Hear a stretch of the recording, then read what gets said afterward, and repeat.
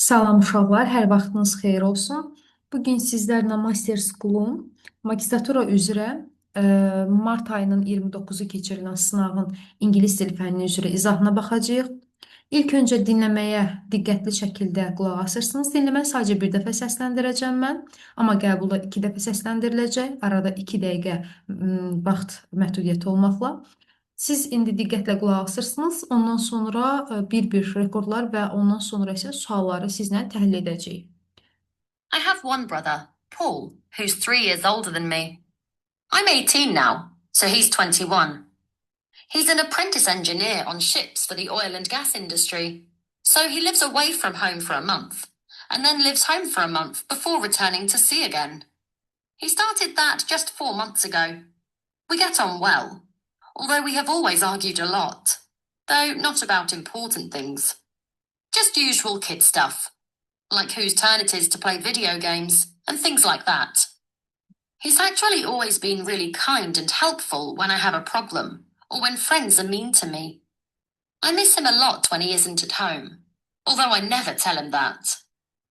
The house is really quiet without him. I realize that I quite enjoy arguing with people, but I don't know anyone else who likes it. My friends think I'm being unkind when I argue, and my dad doesn't like it when I argue with him or mum. My parents are fine.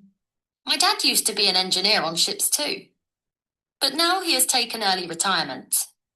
He's building a boat and wants to sail it around the Mediterranean. I admire him for that. He always has big ideas and makes them happen. For example, he built our house completely by himself. Lots of people have big dreams, but they don't actually do anything to get them. But my dad does. My mum is really kind and caring, and has always been interested in me, my brother, and my friends. She hasn't worked for over 20 years now, so she has plenty of time. But I'm hoping to move away from home soon. I don't know what she will do when both Paul and I aren't here. I think she will be quite bored. She isn't very good at finding things to do, like my dad is.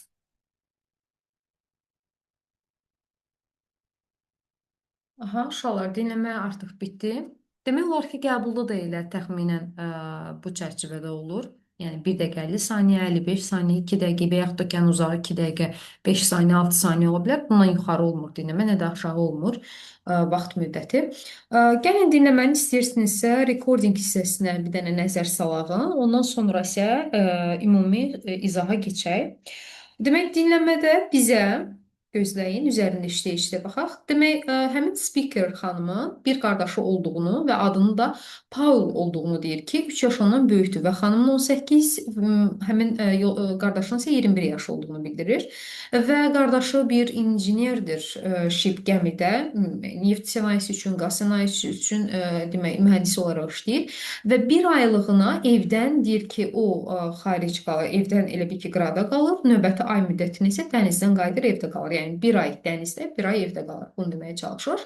Və 4, deyir, sadəcə 4 ay əvvəldir bu şəkildə başlayıbdı. Yaxşı yola getdiklərini, baxmayaraq ki, həmişə dalaşdıqlarını bildirir. Hətta deyir ki, baxmayaraq ki, know about important things. Yəni ki, vacib olmayan şeylər üzərində dalaşdıqlarını, mübahisə yəni yaşadıqlarını bildirsə də, normalda yaxşı yola getdiklərini bildirir. Və deyir ki, sadəcə bəzən deyir, hətta uşaq kimi dalaşa bilir. Yəni kimin növbəsi olacaq, məsəl üçün video game oynamaq. Yəni bu tipdə deyir, belə bir dalaşqanlıqlarımız da ola bilir. Və həmin qardaşının adətən daha çox kind və helpful bir person olduğunu deyir ki, yəni daha çox mehriban olur, daha çox belə köməkçil bir insan olur. Əgər ki xanımın problemi olarsa və yaxud da ki, dostları ona qarşı xəsis davranarsa, çox darıxır indi qardaşı üçün, qardaşı evdə olmayanda. Hətta deyir ki, amma deyir, mən buna, deyir, baxmayaraq ki, qardaşıma bunu demirəm ki, yəni o darıxdığını və ev tamamilə sakit olur onsuz. Qız artıq bunu başa düşür ki, əslində insanlarla dalaşmağı o xoşlayır, amma bilmir, yəni ki, bu xoşlayır həmin adam o dalaşdığı yoxsa yox. Və daha sonra dostlarının isə düşündüyü bu olur ki, qız əslində unkind olur dalaşan zaman, yəni ki, mehriban olmur, biraz sözü kəskin olur və atasının da bunu xoşlamadığını, o atası ilə, anası ilə dalaşarkən bunu xoşlamadığını bildirir və valideynlərinin əslində yaxşı olduğunu, atasının da həmçinin injiner olduğunu əvvəllər bildirir gəmidə, amma deyir ki, artıq o has taken early retirement, yəni çox erkən təqaüdə çıxıbdı artıq atası. Bir qayıq tikir və istəyir ki, onu Aralı dəniz boyunca yəni istifadə etsin, üssün və həqiqətən də bunun üçün yəni atasını çox xoşlayır və deyir ki, babam deyir çox böyük ideyaları olan bir insandır və ideyalarını həyata keçirtməyə belə ambisiyalı insandır. For example, məsələn deyir ki, bizim evi tamamilə elə özü tikibdi, papasının özünün söhbət gedir və çox insanların böyük xəyallarının olduğunu, amma xəyalları üçün heç şey etmədiyini deyir. Amma deyir, atam edibdi. Atam edir, amma xəyalları üçün nələrsə edir. Mamam da deyir, çox kind persondır, qardaşı kimi caring persondır. Yəni mehriban adamdır, qayğıkeş adamdır. Çox diqqət verir deyir mənə, qardaşıma, dostlarıma. Amma 20 ildir ki, artıq işləmir deyir və çox vaxtı olduğunu, amma demək deyir çox vaxtı var, amma deyir mən ümid edirəm ki, mən evdən bir yəni tezliklə ayrılacağam, çıxacağam. Və bilmir ki, maması nə edəcək. Paul da burada olmayanda, həmin xanım da burada olmayanda speaker və düşünür ki, yəqin ki, mamasının canı sıxılar. Çünki o papası kimi, yəni atası qədər zirək deyil iş tapmaqda. Demək, biz ümumi dinləmənin rekordinqinə baxdıqda, ümumi olaraq xanımın qardaşı və bəzən isə müəyyən qədər demək, atası, anası haqqında məlumatı bizə verdiyini gördük. Gəlin indi sualları keçək görə suallarda bizə nə deyirlər? Suallarda birinci sualda what is the main topic of the passage? Mətnin nə haqqında olduğu bildirilir. Əlbəttə ki, speakers, relationships with family members, yəni qızın, həmin speakerin ailəsi, ailə üzvləri ilə arasında olan, belə deyək ki, münasibətdən danışılır bizə. Bəli, bunu ona görə də biz vurğulaya bilərik ki, B variantıdır. İkincidə bizə Paulun işi ilə bağlı deyirdi. Paul nə idi? İnjiner idi, düzdürmü? Demək, biz burada nə götürəcəyik? C variantı. He alternates between working at sea and staying at home. Yəni o işdə demək, at sea, dənizdə, eləcə də evdə qalmaqla yəni dəyişir də növbəsini. Yəni bu şəkildə də onun işi. Permanently, yəni evdə qalıcı bir iş deyil. He studies engineering, study etmir, artıq işləyir, yəni təhsil almırdı. He recently changed his career. Bu yaxınlarda işini dəyişib uzun müddət orada işlədiyini deyir. He works in an office environment. Yox, ofis şəraitində işləmir. Adam dənizdə işləyirdi. Ona görə də C variantı olacaq bizdə. Complete the sentence. The speaker and his brother often argue because of. Demək, speakerlə qardaşının tez-tez dalaşdığını biz dinləmə daxilində gördük. Səbəblər dedi, hətta vacib olmayan şeylər üzərində belə dalaşa bilirik. Yəni minor everyday issues such as games.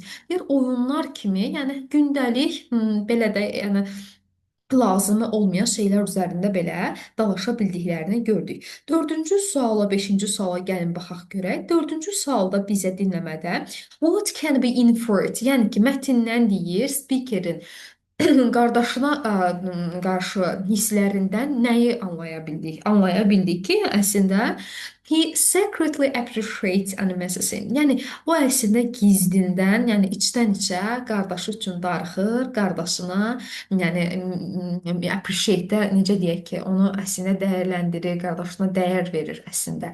Adı bizə nə deyir? Indifferent deyir. Indifferent laqeyd deməkdir. Laqeyd yanaşır, yox. Qısqanırmı, jealous? Yox. Onun varlığından annoyed, narahatdırmı? Yox. O evdə tək qalmağa üstünlük verir? Yox. Deyir, olmayanda ev sakitçilik olur. Əslində deyir, mən də içdən-içə darıxıram, amma deyir, baxmayaraq ki, bunu heç vaxt özünə demirəm ki, darıxıram. Beşincidə isə which statement best describes the speaker's mother? Hansı situasiyanın speakerin anasını təsvir etdiyini biz görə bilərik. Anasının caring person olduğunu, yəni ki, belə necə deyək, qayğıkeş bir xanım olduğunu, amma gələcəkdə sıxıla biləcəyini deyir. Çünki qız fikirləşir ki, biz köçsək Paulundan, mamam burada tək qalıb ürəyi sıxılacaq. Çünki deyir, papam kimi o işgüzar deyil də ki, yəni məsəl üçün iş tapa, yəni belə başın qata bu şəkildə. A variantında bizə onun çox aktiv olduğunu deyir, aktiv deyildi. Qız demək həmin qız dediyim də mamasının deyir ki, prefers üstünlük verir ki, çöldə işləsin. Yox, bu adətən evin içində olur. Anasının papası ilə birlikdə travel, səyahət etmə planı olduğunu, yəni bu not given-dır əslində, false yoxdur, not given-dır. Məlumatı yoxdur bu haqqda səyahət etməkləri ilə bağlı. Evdə qalmaqdan demək xoşlandığını deyir, amma əslində fikirləşir ki, ürəyi sıxılacaq. Ona görə də C variantı götürməyimiz daha uyğundur. Demək 4-də B variantı, 5-də isə C variantı götürəcəyik.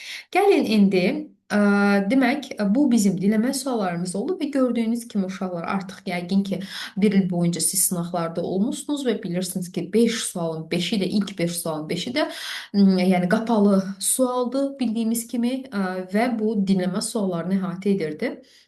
Gəlin indi uşaqlar, mətnə baxaq görək, mətndə bizə nə deyir, mətndə nə haqqında məsələ gedir. Bizə demək, a language is a system of sounds. Demək, dilin bir sistem olduğunu bildirir. Nəyin sistemidir dil? Sounds deyir, səslərin. Gəlin biz bunların altına xətt çəkək vacib hissələrin ki, hansı ki bizə lazım olacaq birazdan. Səslərin, jestlərin, xarakterlərin, düzdürmü? Hansı ki ideyaları, hisslərimizi kommunikasiya etmək üçün, yəni danışmaq üçün istifadə etdiyimiz səslər, jestlər, xarakterlərin bir sistem olduğunu bildirir dilin və təxminən 6000 dilin olduğunu bugünkü gündə vurğulayır mətndə. Bəzi dillərin milyonlarla insan tərəfindən istifadə olunarkən, bəzi dillərin only few speakers, yəni çox az insan tərəfindən istifadə olunduğunu görürük. Languages are always changing. Dillər deyir ki, həmişə dəyişir, amma bu dəyişim slowly şəkildə, yəni yavaş bir şəkildə olur. İnsanlar yeni sözlər ixtira edirlər, borc alırlar başqa dillərdən sözləri, yəni bu alınma sözlərdir. Və bəzən isə mənalarını belə dəyişə bilirlər. Məsələn, deyir ki, ingilis dili çox sözlər alıbdır başqa dillərdən və bəzi sözlər hətta completely şəkildə, yəni tamamilə öz mənasını itiribdir. İkinci abzasda baxacaq görək hansı sual bizə uyğundur. Bizə deyir ki, hər bir ailədə dillərin bir-birinə uyğun olduğu və eyni bir ailədən, eyni bir dil qrupundan gəldiyini bizə verir. Hindu deyir ki, Avropan məsəl üçün dil qrupuna aid olan dillər ingilis, german, ispan, rus, hindi dilidir. Məsəl üçün Sino-Tibetian dili də var ki, bu dil qrupu var ki, burada məsələn Çin dili aiddir. İndi biz suallara baxacağıq sizlə görə nə haqdadır. Bir dənə ümumi mətnin müzakirəsini bitirək. Dil daha sonra bizə deyir ki, today bugünkü gündə dünya əhalisinin təxminən deyir 50% top 15 dili, yəni əsas 15 dildən birini danışır. Mandarin Chinese-dır ki, 1 milyard deyir ki, təxminən deyir danışan, hətta ondan yuxarı belə danışanı var və ümumi bir dil hesab olunur dünyada. Və ingilislərin isə beynəlxalq bir dil olduğunu, yəni elmdə, biznesdə istifadə olunduğunu, birinci dildən daha çox ikinci dil kimi danışanları çoxdur ingilisin. Yəni bu nə deməkdir? Biri var ki, first language-dir. Məsələn, Azərbaycan dili bizim first language-imizdir. Və yaxud da ki, məsələn, hər hansı bir ölkədə first language onun ana dili olur.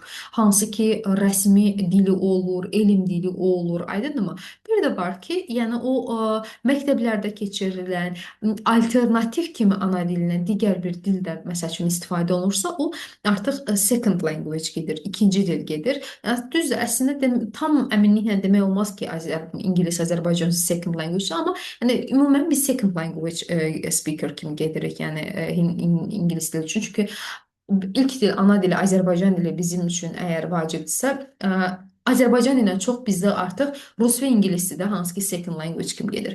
Yəni bunu deməyə çalış ki, ilk dildən daha çox ikinci dil danışanı kimi biz bunu ingilislərdə daha çox görə bilərik. Dördüncü abzasda insanların dilləri öyrənərək necə öyrənməsini görürük. Demək, dinləyərək, oxuyaraq, onlardan istifadə edərək. Deyir, əksər uşaqlar ilk dillərini asanlıqla öyrənirlər və başqa dilləri də belə asanlıqla öyrənə bilirlər. Halbuki deyir ki, yetkin yaşlılar isə, yaşı böyüklər isə hardır. Bunlar üçün biraz çətin gələ bilər ikinci dil öyrənmək. Araşdırmalar göstərir ki, uşağın beyni eyni şəkildə bircə saniyə. Uşağın beyni adult böyüklərin beynindən fərqli işləyir. Deyir ki, uşaq beyninin eyni hissəsini istifadə edir. Həm first language üçün, həm də second language üçün. Amma deyir ki, bu böyüklərdə belə olmur. Çünki biz burada böyüklərin use a different area, yəni ki, yeni bir dil öyrənmə prosesində beyninin fərqli bir yerini işlətdiyini görürük. Beşinci abzas bizə dillərin minillərdir, yəni mövcud olduğunu, bugünkü gündə onların çoxunun isə sürətlə yoxa çıxdığını görürük və ekspertlər belə şəkildə qiymətləndirir ki, bu hadisəni dünya 2 həftə, hər 2 həftədən bir dil itirir. Əgər bu şəkildə gedərsə, minlərlə dillər deyir ki, gələcəkdə nə olacaq uşaqlar? Disappear, yoxa çıxacaq. Gəlin dinləmə suallarına baxaq, mətn suallarına baxaq. Bizdə Mandarin Chinese is hardly spoken today. Deyir ki, bugünkü gündə Mandarin Chinese istifadə olunmur. Halbuki biz uşaqlar Mandarin Chinese-in ən populyar dil olduğunu vurguladıq. False-dur. İkidə bizə ingilislərin first language kimi daha çox danışıldığını deyir. Amma biz bayaqları bunun üzərində durduq ki, əslində first language deyil də second language kimi ingilis dilini daha çox istifadə edirlər. Üçüncüdə, jestlərin də emosiyaları bildirmək üçün istifadə. Bəli, çünki dil jestlərin, mimikaların, hər hansı bir xarakterik yazıların, sound səslərin ümumi bir sistemi olduğunu bildirdi. Yəni bunların hamısı kommunikasiyaya demək yol verən belə deyək ki, kommunikasiya üçün istifadə olunan yəni ləvazimat deməyək də bir yoldur deyək. Dördüncüdə isə bizə hər insanın beyninin eyni qatından istifadə etdiyini, amma biz dedik ki, uşaqlarda ayrı olur, böyüklərdə ayrı olur, ona görə də false olmalıdır. Səhv etmirəmsə, çıxarılan şablon cavablarında bu dördüncü A variantı olaraq verilmişdi cavaba, amma yəni A deyil, burada bu idi cavabınız, yəni biləsiniz ki, doğru cavab bu şəkildədir uşaqlar. 7-ci suala gələk. Hansı cümlənin ikinci paraqrafa başlatdığını gördük. Biz ikinci paraqrafda dil ailə qrupundan danışdıq, düzdürmü? Dil ailə qrupunda dili öyrənməyin deyil və yaxud da ki, dinləmədən deyil, sırf ruslar haqqında, sino-tibetiyan haqqında danışmamışdıq. Biz orada ümumi dil qrupundan danışmışdıq ki, dünyada çox dil qrupları var, düzdürmü? Bu haqda biz danışdıq. Bircə saniyə gözləyin. Burada biz dedik ki, çoxlu dil qrupları var və the languages in each family və hər dil ailəsində olan dillər deyir, bir-birinə uyğun gəlir. Eyni dil ailəsindən gəldiyi üçün uyğundur bir-birinə. Məsəl üçün, Hindo-Avropan dil qrupunun adını vurguladıq, Sino-Tibetiyanın adını vurguladıq. Yəni ki, ümumi xarakterik olaraq ümumi şəkildə biz dil qrup ailələrinin varlığını bildirdik mətndə. Ona görə də bizdə uşaqlar burada B variantı yazmağımız daha münasib olacaqdır 7-ci test üçün. 8-də dil ailələri üçün doğru fikir səsləndirməyimiz istənilir. Bütün dillər. Biz demişik ki, o deməzdik 100, 90. Məsəl üçün 80%, 90% testlər üçün səhv çıxan bir variantdır. Bütün dillərin eyni ailəyə məxsus olduğunu deyir. Halbuki yanlışdır. Yəni hər dilin öz ailə qrupu vardır. Dillər, bir ailədə olan dillər ümumi bir mənşədən gəlir. Bəli, B variantı doğrudur ki, onlar da bir-birinə oxşar olur bu şəkildə. Çünki C-də bizə dil ailələrinin coğrafi şəkildə yalnızca bərabər olduğunu, yəni eyni şəkildə gəldiyini bildirir. Amma əslində burada coğrafiyadan daha çox o dillərin bir-birinə bağlantısından söhbət gedir. Bütün dillər, yenə də burada bütün məsələsi var. Deyir ki, bütün dil ailələri eyni sayda dil var içərisində deməzdik. Hər dil ailəsinə fərqli ola bilər. Yəni 4 dənə dil, 5 dənə dil, 10 dənə dil qrupuna aid ola bilər. Y-də isə bizə dil ailələrinin alimlər tərəfindən süni şəkildə yarandığını bildirir. Amma biz demişdik ki, natural şəkildə, yəni təbii şəkildə yaranır. Ona görə B variantı götürməyimiz uşaqlar daha uyğun olacaq bu test üçün. 9-cu testdə isə biz doğru variant olaraq bugünkü gündə niyə ingilis dili vacibdir? Çünki elm və biznesdə istifadə olunur deyə C variantını vurğuladıq. Bu aşağıda, Mandarin Chinese-dan aşağıda 4-cü bir dəqiqə deyəcəm. Bəli, 3-cü abzasın daxilində English is the international language of science and business.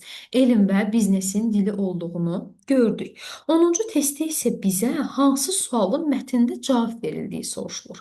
Niyə dillər deyir ki, dəyişir? Çünki dil niyə dəyişdi?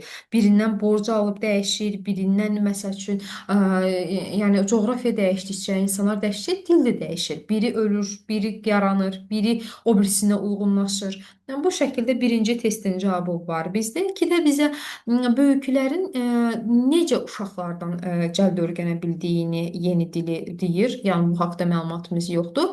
Üçüncüdə bizdən demək ki, hansı exact, dəqiq, exact ümumiyyətlə exactlydir. Bu kimi variantlar testi səhv çıxardan amillərdir. Çünki yəni dəqiqliklə bir şey adətən səhv çıxır. Çünki bizə deyir ki, dəqiq neçə dənə deyir addım var ki, təhlükədə olan dili yəni saxlamaq üçün, qorumaq üçün belə bir şey haqqında məlumat verməmişik biz. 4-də uşaqların və yetkin yaşlıların dili öyrənməsi niyə fərqlidir? Çünki deyir uşaqların beyni çünki eyni şəkildə birinci və ikinci dili öyrənir. Amma deyir yetkin yaşlılardan düzdürmü? Bu şəkildə deyil. Onlar fərqli şəkildə. Bax bu 4-cü abzasın aşağısıdır bizim işimizin cavabını. Çünki deyir ki, uşaqların beyni bu şəkildədir ki, eyni hissəni istifadə edirlər. Same part of the brain. Amma deyir ki, adultlar isə, yetkinlər isə use a different area of the brain to process a new language. Yəni yeni dil prosesi zamanı, öyrənməsi zamanı onlar beynin fərqli hissəsini istifadə etmiş olurlar. Ona görə 4-cünün biz cavabını bilmiş olduq. 5-cidə isə bizə necə deyir ki, daha doğrusu hansı deyir ki, dilin daha gələcəkdə məşhur, yəni gələcəkdə ən məşhur olan dil haqqında məlumatımız yoxdur. Sadəcə indiki vəziyyətdə Mandarin deyir ki, düzdürmü? Chinese-in o top listədə olduğunu, əvvəldə olduğunu vurğulayır, amma gələcəkdə bu necə olacaq? Bu haqqda məlumatımız yoxdur. Ona görə 1-4 daha uyğun olacaq. Gəlin ikinci mətnə baxaq. Görək ikinci mətndə nə var bizdə? Ümumi belə baxaq. Gəlin təhlil edək. Ondan sonra suallarımıza baxaq. Deyir, ümumən belə güman edilir ki, populyar eləcə də ki, dəbli trendlər əslində ziyansızdır. Halbuki deyir ki, bu həmişə də bu şəkildə olmur, əgər məsələ gəlib sağlamlığa çıxırsa. Çünki deyir, tarix boyunca insanlar risk almağa, dəb adı altında risk almağa demək həvəsli olublar. Even today deyir ki, və bugünkü gündə də həmin deyir ki, bir neçə deyir, məsəl üçün də çox individuallar, yəni çox şəxslər davam etdirirlər bu stildə qalmağa. Demək, onların davranışı ilə biz burada bir yəni forma gördük ki, bunların davranışına təsir edir, düzdürmü? İndi bizə nə deyir? One well-known example is neck ring. Deyir ki, məsəl üçün Myanmarın bu insanlarının bir adəti var ki, deyir, onlar neck ring istifadə edirlər. Yəni boyunlarına halqalar keçirdirlər. Cavan qızlar deyir ki, bu halqalar çox erkən yaşlarında geyinirlər boğazlarından. Daha sonralar da, yəni vaxt keçdikcə daha çoxu da əlavə olunur və o halqaların weight deyir, çəki. Aha, demək uşaqlar, biz burada həmin bu erkən yaşda qızların boyunlarına taxılan bu halqaların çəkisinin çox ağır olduğunu və onların collarbone və ribs, yəni onların körpücük sümükləri ilə o demək sinə sümüklərinin qabırğalarını deyir ki, aşağı saldığına görə və belə bu şəkildə deyir onların boynu longer, yəni daha uzun görünürmüş. Halbuki deyir ki, bu artıq deyir o vəziyyətə gətirilmiş ki, boynun deyir ki, bu muscles, yəni əzələləri çox zəifləyirmiş. Hətta o vəziyyətə gəlirmiş ki, deyir, həmin halqasız artıq başı dəstəkləyə bilmirmiş uzun müddət. Və digər deyir dəhşətli bir example isə qədim Çində olurdu. Foot binding idi. Bu nə deməkdir? Yəni deyir ağrılı bir prosedur idi ki, qızlar deyir ki, cavan olarkən deyir bu həmin proseduru edirdilər. Ayaq barmaqları onların qırılırdı və aşağı doğru demək əyilirdi. Bu şəkildə də ayaq dar bir şəkildə bandajla wrapped bükülürdü ki, balaca görünsün. Və overtime zaman keçdikcə ayaq o qədər balacalaşırdı ki, çətin olurdu, mümkünsüz olurdu artıq da təbii şəkildə gəzmək. Və bu prosedur deyir nəinki sadəcə ağrılı bir prosedurdur, həmçinin deyir çox təhlükəli bir, dəhşətli bir şeydir. Çünki infeksiyaya gətirib çıxarda bilərdi, ciddi sağlamlıq problemlərini gətirib çıxarda bilərdi. Yəni deyir, halbuki bu praktikalar, gördüyümüz bu şeylər bugünkü gün üçün absurd ola bilər. Amma deyir, müasir fashionda da, yəni ki, dəbdə də biz ziyanlı olduğunu görə bilirik. Məsəl üçün, hündür ayaqqabılarının geyinilməsi ki, deyir, kürəkdə olan o bel problemlərinə çıxarda bilir və yaxud da ki, hətta deyir, sinirlər belə zədələnə bilir. Və sonra cosmetics have also deyir bizə, demək, have also played a role in fashion related health risks. Bizə nə buyurur? Deyir ki, kosmetika deyir ki, deyir bu riskə, sağlamlıq riskinə gətirib çıxarda biləcək fashionda bir rol oynamışdı həmçinin deyir ki, kosmetiklərdə. Məsəl üçün deyir 16-cı əsrdə deyir ki, ağ dəri deyir, belə solğun dəri çox ideal bir şey görünürdü qadınlar üçün və çox qadınlar da zərərli deyir, zəhərli maddələr, məsəl üçün nə bilim deyir, quruşun kimi, civə kimi şeylər yeyirdilər ki, dəriləri solğun görünsün, ağbəniz görünsün. Və deyir, zaman keçdikcə bu onların dərilərini korluyurdu, dişlərini tökürdü, ölümə belə gətirib çıxarda bilirdi. Hətta bəzi hallarda deyir ki, yəni hətta qadınlar nə içirdi? Arsenik belə, yəni bu mərgümüş dediyimiz zəhər belə içirmiş ki, dəriləri çox solğun görünsün. Tarix boyunca deyir ki, insanlar çox qəribə-qəribə, yəni belə ağlasılmaz hərəkətlər ediblər bədənləri üzərindəki dəbli olmaq naminə ağrı və yaxud da ki, medikal, yəni tibbi komplikasiyalar, eləcə də ki, ölüm riski insanlar deyir dayandırmayıbdı ki, gözəllik alğılarına çalışmaqdan dayandırmamışdı. Demək, çox təhlükəli də görünsə, çox yəni belə deyək ki, ağlasılmaz da görünsə, əslində bugünkü gündə də biz onları yəni görə bilirik ki, əslində bugünkü günümüzdə belə var. Gəlin baxaq görə bizə nə deyir? Bircə saniyə, gəlin baxaq. Bizdə demək ayaq bağlarının, gəlin yaxınlaşdıraq daha rahat görə. Ayaq bağlarının qadınlara icazə verdiyini, rahat bir şəkildə gəzmək üçün icazə verdiyini görürük. Halbuki bu fikri biz dəstəkləmirdik, false deyirik. Çünki biz gördük ki, yəni ayaq bağları sən demə insanların daha yəni rahat gəzməsini deyir. Hətta deyir bəzən elə olur ki, impossible vəziyyətə gəlirdi yerimək. O qədər ayaq balacalaşırdı ki, bükülüb ayaq yəni bu şəkildə. Və deyir bəzi qadınlar zərərli deyir ki, maddələr istifadə edirdilər dəbli görünüş üçün. Bəli, düzdür. Orada bir neçə quruluşundan danışdı. Orada false yox da bircə saniyə true olmalıydı bu. Deyir quruluşun içirdilər, nə bilim, civə içənlər kimi, mərgümüş içənlər kimi belə. Üçüncü isə bizə deyir ki, qədim modern deyir, müasirdir ki, dəb tamamilə təhlükəsizdir. Halbuki biz hündürdavan ayaqqabıların ziyanından danışdıq. Bu şəkildə bizim burada false verməyimiz daha uyğun olacaqdır uşaqlar. Dördüncüdə isə bizdə dəbin demək insan davranışının daim təsir etdiyini görürük. Bəli, insanların davranışlarına, düşüncələrinə daim təsir edibdir. İnsanı fikirləşin, normalda yəni deyir, yəni bugünkü gün üçün bizə çox absurd görünür ki, boynu halqa bağlayıb gəzəsən. Amma yəni ki, dəb o insanların davranışına təsir edir və insanlar dəbə uyğunlaşmaq üçün o hərəkətləri edirlər. Yəni ona görə bəli, daim təsirli. Bugünkü günün özündə görə bilərik. Dəb naminə, trend naminə, yəni hamı kimi olmaq naminə insanlar nə qədər bıçaq altına yatırlar, bəziləri həyatını itirir, bəziləri sağlamlığını itirir. Yəni və yaxud da ki, digər məsələlər. Yəni əslində bugünkü gündə də biz onun çox acınacaqlı, yəni nəticələrini belə deyək ki, görə bilirik əslində. 12-ci testdə gələk görə bizə nə deyir? 12-ci testdə ayaq bağlarının, içində olan ayaq bağlarının məqsədi soruşulur bizdən. Məqsədinin nə olduğunu dedik, ayaqları daha balaca eləmək üçün dedik ki, aşağı şəkildə əyilib ayaqlar bağlanırdı. Solğun burada sözünün yaxın mənası istənilir bizdən. Closest meaning yaxın məna deməkdir. Baxın, weak zəifdir, pretty gözəldir, tanned yəni qızarmış, zaqarlı deməkdir, shiny parlaqdır. Burada fair, okey. Bəzi uşaqlar deyir ki, müəllim, fair bilirik ki, ədalətli mənası var, yarmarklı mənası var. Əlavə olaraq da Fair'in biz sarışın mənasını bilirik. Bəs bu pale solğuna necə uyğunlaşır?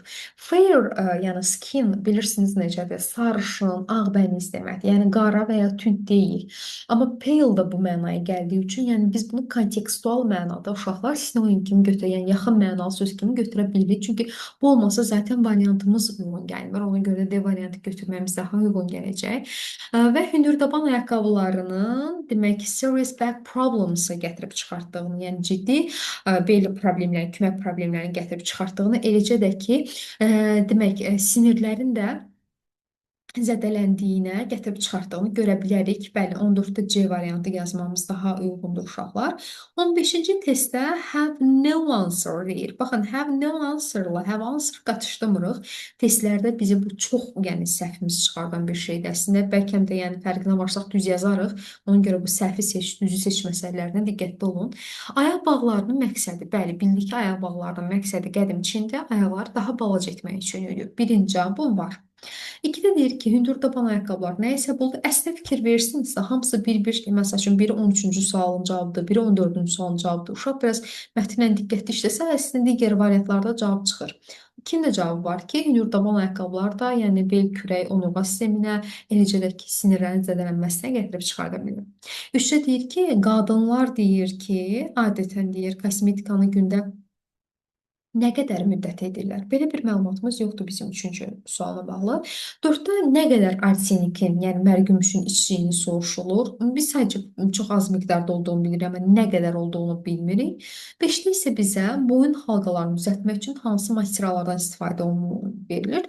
Yəni hansı materialdan olduğunu bilmirik, amma ümumən halqaların bağladığını qızların boynuna bu şəkildə də gözəl görünmə çabalarına yəni mətndə şahid oluruq. Amma yəni nədən düzəldilir? Bu haqqda məlumatımız olmadığı üçün 3, 4, 5-i götürəcəyik 15-də. Artıq buradan qrammatika suallarımız başlayır. Görürük ki, burada vergüllə ayrılan suallar, yəni tag questionlar ya da disjunctive questionlarla bağlı bir sual görürük. Bu sualların mahiyyəti ön tərəfin təsdiqdirsə, növbət tərəfin inkar olması. Yəni vergülün qabağı təsdiqdirsə, sonrası inkar və yaxud da əvvəli inkarçı, sonrasının təsdiq olması ilə bağlıdır. Biz görürük ki, vergüldən əvvəldə inkar sözü yoxdur. Demək, əgər önü təsdiqdirsə, sonrası inkar olmalıymış. Ona görə təsdiq versiya olaraq A-nın yeni üzərinə xətt çəkib, B, C-D üzərində gedirik. Uşaqlar, burada yəni həzlə bağlı bir variantımız ümumiyyətlə yoxdur bizim. Yəni həzlə bağlı bir variant görmürük. Ona görə də heç ümumiyyətlə götürməyimiz düzgün belə anlayış deyil. Cavab ya B ya C-dir. İndi diqqətli olmağımız lazım olan məsələ nədir? Mən buradan bir qıraqdan yazıram sizin üçün ki, demək, müəyyən feillər var, hansı ki, məsəl üçün cut, put, məsələn, let, hit, shot, cost, read, burst, hurt və son illərin qəbuluna düşdü spread feili. Və bu feillərin özəlliyi nədədir uşaqlar? Bu feillərin indikləri keçmişlərinə bərabərdir. Nə deməkdir bu? Yəni, bu o mənaya gəlir ki, uşaqlar, bu feillər, bu cut, put, let, hit, shot, cost, read, burst, hurt feillər dediklərimiz. Elə feillərdir ki, ay uşaqlar, bu feilləri, yəni məsələsi budur ki, biz, məsəl üçün, tutaq ki, deyirəm də, yəni feil qaydasız olanda nə olar ki, qaydasız olar, amma belə bir məsələ də olar ki, məsələn, go, went, gone kimi, bax, belə buradan belə elədim, görə bilərsiniz feilləri. Bircə saniyə gözləyin. Hə, bu şəkildə elədim, görə bilərsiniz feilləri. Bu feillərin məsələsi budur ki, məsəl üçün, feil qaydası olanda nə olar ki, yəni go, went, gone olar. Bilərsən, biri keçmişdi, go indikidir, hə, went keçmişdi. Amma bu feillərdə indikilərlə keçmişlərini çözmək olmur. Yəni, bilmirsən hansı inkardır, hansı demək, indikidir, hansı keçmiş. Bu kimi məsələlərdə diqqət yetirəcəyimiz əsas məsələ mübtəda ilə bağlıdır ki, görək bizim mübtədamız təkdir ya cəmdir. Biz bilirik ki, mübtəda tək olduqda indiki zaman üzrə feilin sonunda s olmalıdır. Yəni bu let's olsa, bilərik ki, indiki zamanda götürüb daz yazarıq. Axı bizdə yoxdur axı s. Keçmişdi də demək ki bu. Ona görə didlə veririk. Bir daha vurğulayıram. Bu feillər gələndə mübtədanıza baxın görün. Mübtəda təkcə feilin sonu s olacaq. S varsa bu keçmişdir. İndikidir. Dazla verəcəksin sualı. S yoxdursa bu artıq keçmişdir deməkdir. Didlə veriləcək suala. Ona görə də doğru cavabımız C variantı olacaq. 17-ci test digər maraqlı bir qrammatika sualıdır. Complete the sentence-lə bağlıdır. Çox az testi var, çox az, daha doğrusu məsələsi var complete the sentence-in. Cümlə tamamlama testləridir. Ən birinci məsələ, yəni bu qaydanın devizi budur ki, ilk cümlə veriləndən sonra ikinci cümləni biz bura tamamlayarkən qətiyyən sual cümləsi strukturundan istifadə etməməliyik. Yəni bağlayıcı plus mübtəda plus xəbər düsturuna əsaslanmalıyıq. Buradakı əgər when bizim üçün bağlayıcı rolunu oynayırsa, bu zaman bizə mübtəda və xəbər lazımdır. Bir daha vurğulayıram, ikinci cümlə, budaq cümlə, baş cümlə tamamlanarkən budaq cümlə tamamilə nəqli cümlə strukturunda olmalıdır. Bu şəkildə will she-nin qarşısına keçərək, has she-nin, did she-nin qarşısına keçərək sual cümləsi yaratmışdır uşaqlar. İndi B-dirmi, C-dirmi diqqətli olmağımız lazımdır. Biz baxırıq ki, when var. Biz bilirik ki, when və what time artıq bilməliyik, yəni bu ilin günün bu vaxtı qəbula yaxın vaxt varkən when və what time qətiyyən özündən sonra indiki bitmiş deyilən bir şey istəmir. Ona görə də biz məcbur qalaraqdan D götürürük. Bir daha vurğulayıram, when və what time olan cümlələrdə qəti şəkildə indiki bitmiş olan hə fəz işlənilməz. Uşaqlar bilir ki, sual bəzən, ay müəllimə, biz niyə burada when-dən sonra will götürürük? Axı bəzən biz götürmürük. Bilirsiniz o bəzən hansı hallardır? When orada anda, əndə mənasını verəndədir. When orada zaman budaq cümləsi yaradandadır. Zaman və şərt budaqda bəli, biz bağlayıcı olan tərəfdə gələcək və bitmiş yazmırıq. Amma belə bir məsələ var ki, uşaqlar, burada ask feilindən sonra gəldiyi üçün bu artıq zaman budaq deyil, tamamlıq budaq feilidir. Deyirəm, Alisadan soruş gör, nə vaxt məktub göndərəcək qız? Fikir verin, nə vaxt o göndərəcək? Alisadan soruş, nəyi, onun məktubu nə vaxt göndərəcəyini. Gördünüz, bu tamamlıq budaq cümləsi olduğu üçün burada artıq when olan tərəfdə will'in gəlməsindən problem yoxdur. Çünki artıq yəni bu zamanla bağlı olan bir qayda deyil ki, bizə məhdudiyyət yarada.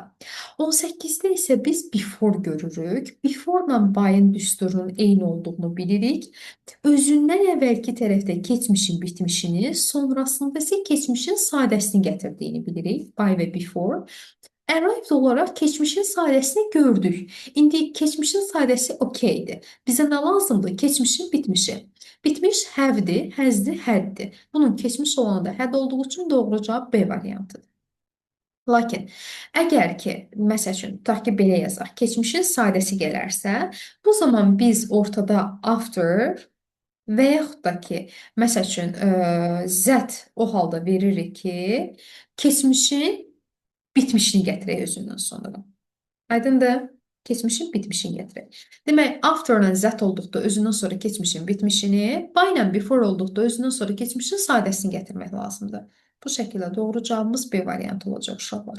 Aydındır, diqqətli olmağımız lazımdır. Zaman uzlaşmalarına bağlı suallarda son zamanlar qəbulun ən çox sevdiyi suallar məhz if-lə, when-lə olan deyil də, by-lə olan suallardır, before-lə olan suallardır. Məsəl üçün, diqqətli olun, no sooner than, hardly when olan suallara məsələn diqqətli olun. Çünki biraz qayda deyil də, qaydadan qıraq məsələn since-lə bağlı olan şeylərdir.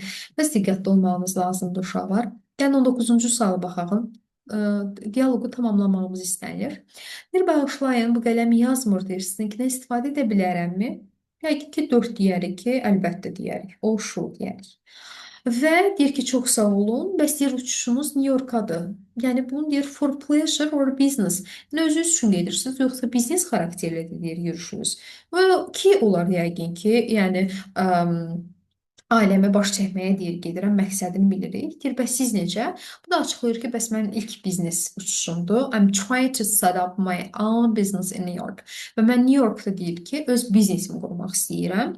Yəqin ki, demək, ilk biznesi olduğunu vuruladığı üçün uğurlar arzulayacaq ki, good luck to you in your business-dən.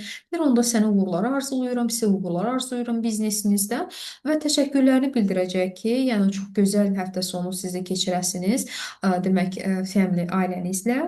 Bir çox sağ olun, sizə də xoş uçuşlar. Demək 4 2 3 1 biz belə sıralamasını B variantında görəcəyik uşaqlar. Diqqətli olmağımız lazımdır. Gəlin 20-ci suala da baxaq. Görürük ki 20-ci sual demək pronoun əvəzi ilə bağlı olan bir sualdır. Birinci tərəfə baxırıq ki, the police report that bottle looked-un qabağında mübtəda gəlməlidir. Amma heç birini biz mübtədadan, yəni bir kənarlaşdırıcı bir şey kimi görmürük. Hamısı ola bilər. İkinci şərtdə yazılıb in rooms. Rooms isimdir. Otaqlar. Rooms isimdir. İsim olduğu üçün others-ın üzərindən xətt çəkirəm. Çünki Azər var, others var. Azər başqa digər deməkdir. Özündən sonra cəm isim istəyir. Amma ki, others isim istəmir, o başqaları deməkdir. Ona görə C-ni götürə bilmərik. Rooms isim olduğu əlavə olaraq da cəm isimdir. Bu şəkildə için üzərindən, another'ın üzərindən, zətin üzərinə xətt çəkirik. Çünki bilirik ki, zət yox, zeus olardı bunun yerinə, another yox, azə olardı bunun yerinə, iç yox, məsələn, ol olardı yerinə. Bu şəkildə doğru cavab olaraq A-nı yazacağıq ki, polis məlumat verdi ki, demək, they looked, onlar deyir ki, axtarıblar itmiş dokumentləri bütün otaqlarda, amma tapa bilməyiblər heç nə. Əslində burada them də ola bilərdi, yəni onları tapa bilməyiblər də dokumentləri, amma them olsa bu şəkildə də B və D variantlarındakı içdən another imkan verməzdi yazmağa. Demək, testlərə diqqətli olmaq lazımdır. Birmənalı yanaşmaq lazım deyil uşaqlar.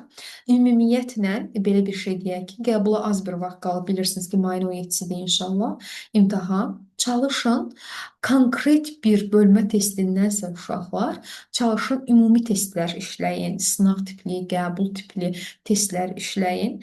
Nə bacarırsınızsa, bu 3 fənn üçün də keçərli, tək ingilis üçün keçərli deyil. Çünki ancaq bu halda siz ümumi təkrar götürdüyünüz halda, ümumi testlər işlədiyiniz halda qəbula uyğun şəkildə işləmiş olacaqsınız, sistemli şəkildə işləmiş olacaqsınız. Çalışın zamanla işləyin. Yəni bir testi bütün günü boyunca deyil də, bir testi bölün, məsəl üçün 2 saat, 3 saat içərisində işləyin ki, bu daha dəqiq bir çalışma yöntəmi olacaq sizin üçün. Time management çünki çox vacib bir amildir. Özünüzdə görürsünüz ki, bəlkə də o imtahanı birinci qəbuldan söhbət gedir ki, siz normal vaxtda qarşınıza qoyulsa, yəni dəfələrlə yüksək bal, 10 bal, 20 balacan yuxarı bal yığa bilərdiniz. Amma orada time management məsələsi var ki, vaxt çatdırma məsələsi var ki, o sizə yəni tələskənlik olsun, çaşbaşlığı olsun, nervous bir hal yaratdı ki, bu da uşaqlar üçün ən təhlükəli haldır imtahanda. Belə uşaqlar, yenə də hər bir sualınız olarsa, əgər verilən testlə bağlı, verilən izahla bağlı şərh bölməsinə qeyd edərsiniz. Siz də Bahar Kərəmi idi. Sağ olun uşaqlar, özünüzdən müğayət olun.